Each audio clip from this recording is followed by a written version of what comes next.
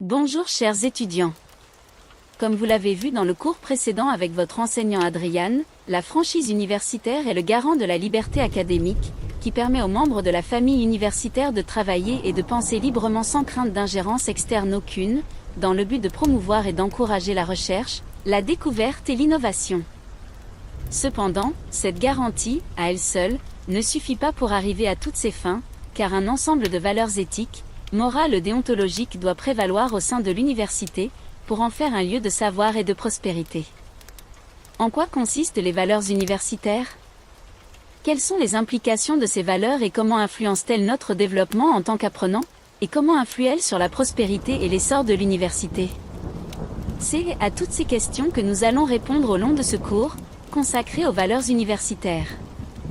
L'université, en tant qu'institution d'enseignement supérieur, incarne un pilier fondamental de la société moderne, portant en son sein les valeurs profondes de la connaissance, de l'équité et de l'interaction avec la communauté. C'est un lieu où l'esprit humain est encouragé à s'épanouir, où la diversité des idées et des cultures se conjugue pour former un creuset d'apprentissage et d'innovation. L'université n'est pas seulement un endroit où l'on acquiert des compétences et des qualifications, mais aussi un sanctuaire de réflexion, d'exploration et d'engagement envers le bien commun. Au cœur de chaque université, se trouve un engagement inébranlable envers les valeurs intellectuelles, éthiques et morales. Elle traduit l'idée que l'éducation est une quête constante de la vérité, un voyage perpétuel de découverte, de remise en question et de redéfinition. L'université valorise la liberté académique, garantissant aux professeurs et aux étudiants la possibilité d'explorer toutes les facettes du savoir sans crainte de répression ou de censure. C'est une institution qui promeut la curiosité intellectuelle, l'esprit critique et l'ouverture d'esprit, favorisant ainsi le progrès des sciences, des arts et de la société dans son ensemble. Cependant, l'université ne se limite pas à un isolement académique, elle est étroitement liée à la société qui l'entoure. Elle remplit un rôle crucial en tant qu'acteur de l'interaction avec la communauté, contribuant à son développement économique, culturel et social. Les universités forment des citoyens éclairés et engagés, prêts à relever les défis.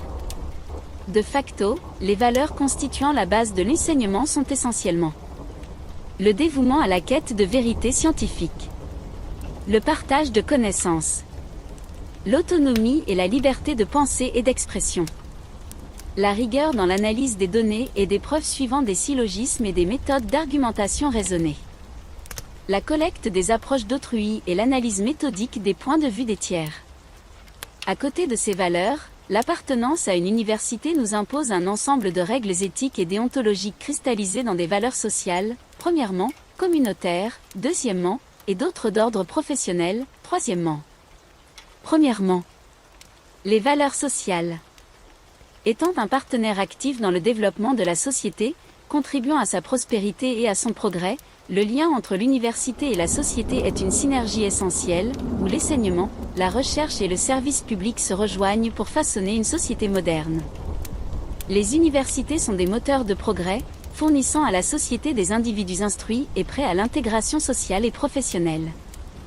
Cette relation dynamique entre l'université et la société est un exemple d'interaction fructueuse, où l'éducation supérieure devient la force motrice d'une société plus éclairée et progressiste.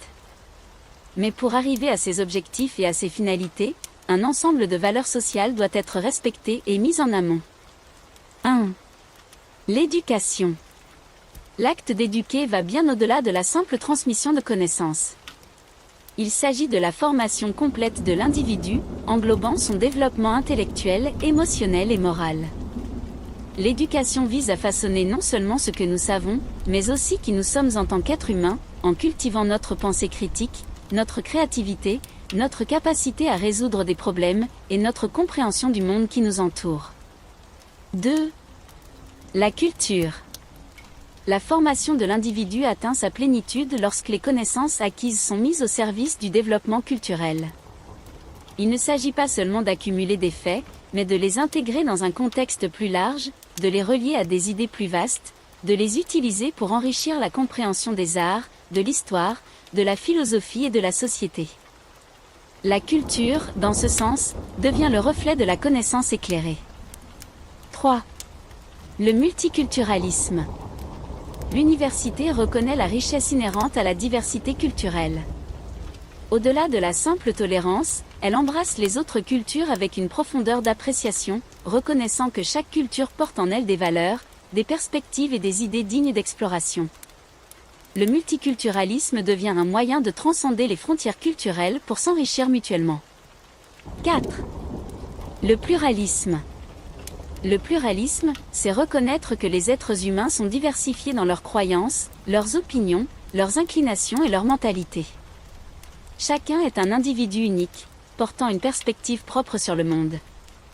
L'université, en valorisant le pluralisme, favorise un environnement où la libre expression des idées et la coexistence harmonieuse des diverses perspectives sont encouragées. 5.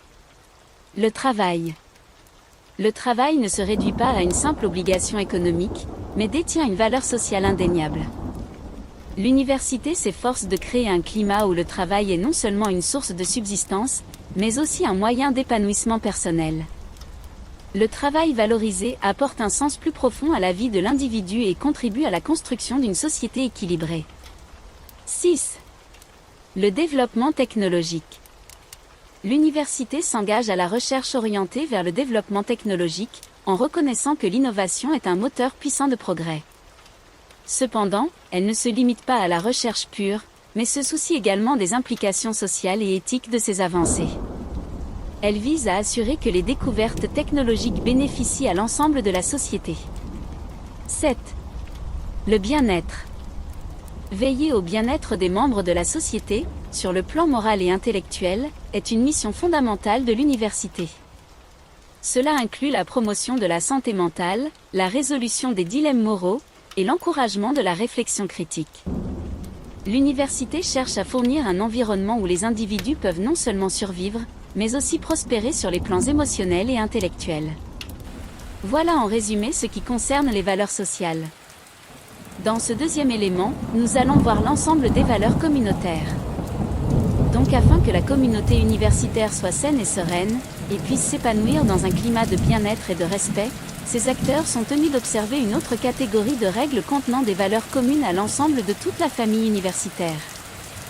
Dans ce cadre, la charte de déontologie et d'éthique universitaire a prévu la plupart de ces valeurs qu'on peut résumer en ce qui suit. 1. La loyauté. Les membres de la communauté universitaire démontrent une loyauté inébranlable envers leurs engagements envers cette communauté. Cela signifie qu'ils sont complètement fidèles à leurs obligations et responsabilités envers l'institution, s'efforçant de maintenir l'intégrité et la réputation de l'université. 2. La solidarité. La solidarité se manifeste à travers une conscience collective des intérêts partagés au sein de la communauté universitaire. Cela crée une obligation morale de soutenir et d'assister les autres membres de la communauté. La solidarité encourage une atmosphère d'entraide, où chacun est prêt à contribuer au bien-être de ses pairs. 3. Le dialogue. Les membres de la communauté universitaire sont appelés à exercer quotidiennement leur esprit de solidarité en engageant des dialogues constructifs. Cela inclut des discussions ouvertes et respectueuses, même lorsque des positions controversées ou opposées sont en jeu. Le dialogue favorise la compréhension mutuelle et le progrès intellectuel. 4. L'engagement.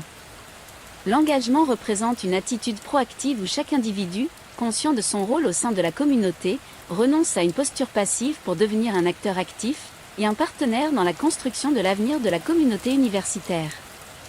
C'est une volonté de contribuer activement à l'amélioration de l'institution. 5. L'entraide. L'entraide consiste à offrir son soutien et son assistance à d'autres membres de la communauté, dans le but de favoriser la réalisation collective des objectifs communautaires. Cela peut prendre diverses formes, de l'aide académique à l'appui moral, contribuant ainsi à renforcer les liens au sein de la communauté universitaire. 6. La collaboration. La vie universitaire favorise la collaboration, qui se manifeste par le travail en commun sur des projets et des initiatives. Les membres de la communauté unissent leurs forces pour atteindre des objectifs partagés, tirant parti des compétences et des expertises variées présentes au sein de l'université. Cette collaboration renforce l'efficacité et la créativité de la communauté académique. À côté des valeurs sociales et communautaires, il existe un autre ensemble de valeurs visant à garder l'originalité de la mission universitaire et la propulser vers l'épanouissement et le développement. On en parle dans ce troisième et dernier élément, des valeurs professionnelles qui s'adressent à nous en tant que membres appartenant à l'université. 1. La compétence. Au cœur de la démarche académique se trouve la compétence, un attribut qui se forge par la connaissance approfondie et la reconnaissance de notre capacité à juger et décider dans des domaines spécifiques. La compétence, c'est la clé qui ouvre la porte à l'excellence académique. 2. L'assiduité. Étant étudiant ou fonctionnaire au sein de l'université exige l'assiduité. Cela signifie que nous devons être présents, engagés et investis dans nos responsabilités. L'assiduité est le garant de notre dévouement envers notre mission académique. 3. L'intégrité scientifique et académique. L'intégrité est la boussole morale qui guide nos actions dans les domaines de l'enseignement, de la recherche et de la création. Elle assure que nos travaux sont menés avec honnêteté et respect des valeurs fondamentales liées à l'intégrité scientifique. 4. La propriété intellectuelle. La propriété intellectuelle est un principe crucial pour protéger l'authenticité et l'originalité de notre travail. Cela inclut la lutte contre le plagiat, la falsification de données, et toute forme de fraude intellectuelle. 5. La probité. Dans nos interactions et nos actions, nous devons agir avec honnêteté, justice et intégrité. La probité est l'engagement envers l'éthique et la moralité dans notre travail académique. 6. La transparence. La transparence est essentielle pour maintenir la confiance au sein de notre communauté. Cela signifie que l'information est accessible à tous, que les procédures sont claires et que nous agissons de manière ouverte et responsable. 7. La continuité. Lorsque nous passons le flambeau à d'autres générations, nous devons nous assurer que toutes les ressources nécessaires sont transmises. La continuité garantit que notre héritage académique perdure. 8. L'efficience.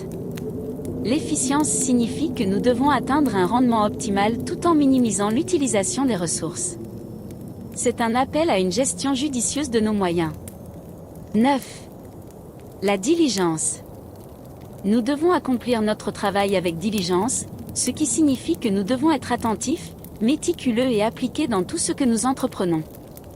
10. La conformité. En tant que membres de la communauté académique, nous devons nous assurer que nos actions sont en conformité avec les lois, les règlements, les politiques et les procédures en vigueur. 11. Le désintéressement. Le désintéressement nous exhorte à nous détacher de tout intérêt personnel dans l'exercice de nos fonctions. Cela garantit que notre travail est axé sur le bien commun. 12. La confidentialité. Maintenir un niveau élevé de confidentialité est essentiel pour protéger l'intégrité et la sécurité de nos systèmes d'information, y compris les dossiers personnels des étudiants, des employés et du personnel enseignant. 13. L'imputabilité. L'imputabilité signifie que nous sommes responsables de nos actions, tant sur le plan matériel qu'éthique. C'est l'assurance que nos choix ont des conséquences. 14. La liberté de l'enseignement et de la recherche. La liberté académique est au cœur de notre mission. Elle nous permet de rechercher la vérité de manière indépendante, sans crainte d'ingérence extérieure. Elle est la base de notre engagement envers l'excellence académique. Pour en conclure, il est utile de rappeler que le respect de ces valeurs est aussi un devoir qui incombe à chacun de nous. Des devoirs consacrés par la réglementation et la charte d'éthique et de déontologie universitaire de 2021, afin de mettre les membres de la communauté universitaire devant leurs responsabilités en cas de défaillance et de non-respect de ces valeurs. Néanmoins, il est plus digne pour l'étudiant et l'enseignant de respecter et d'observer ces valeurs par éthique que de les respecter sous la contrainte et sous peine de sanction. Voilà, c'est la fin de ce cours, j'espère que vous avez bien compris ce qui a été dit. Je veux juste avant de vous libérer, vous informer que probablement, l'examen du module aura lieu au début du mois de décembre. Donc vous devez commencer vos révisions dès maintenant, pour vous assurer d'être bien préparé. Consultez les ressources disponibles, notamment la loi 9905 du 4 avril 1999, portant loi d'orientation sur l'enseignement supérieur, et la charte de déontologie et d'éthique universitaire de 2021, émanant du ministère de l'Enseignement supérieur et de la Recherche scientifique. En cas de difficulté dans la révision, n'hésitez pas à revenir vers moi et me poser vos questions et vos préoccupations. On se retrouve dans les prochains cours, et d'ici là, je vous souhaite une excellente journée.